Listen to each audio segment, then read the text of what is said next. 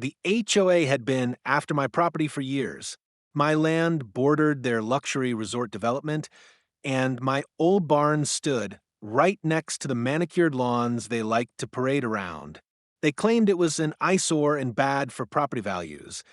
I reminded them more than once that my land wasn't under HOA control. Still, they pushed, threatened, and filed complaints. One morning, I came back from town to find rubble where my barn used to stand. The HOA had sent contractors without my permission to demolish it, claiming it was unsafe. My blood boiled.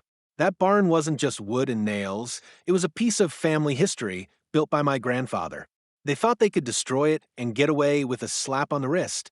What they didn't realize was that my property included something far more valuable than an old barn: the water rights. The massive lake that made their $5 million resort so attractive, it was fed and controlled by a valve on my land. A valve they didn't even know existed. That evening, as the HOA board celebrated their victory at the resort, I walked down to the dam, put my hand on the wheel, and turned. Slowly at first, then wider until the roar of rushing water filled the valley. The lake began to drain like a giant bathtub, the shoreline shrinking by the minute. Within hours, their exclusive waterfront paradise was nothing more than a muddy pit. Boats lay stranded, docks collapsed, and their guests packed up in fury. The HOA president called me in a panic, screaming that I had destroyed everything.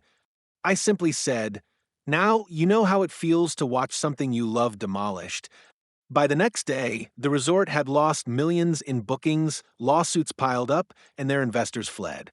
My barn may have been gone, but I had drained every drop of their arrogance along with that lake. And all it took was the twist of a single valve.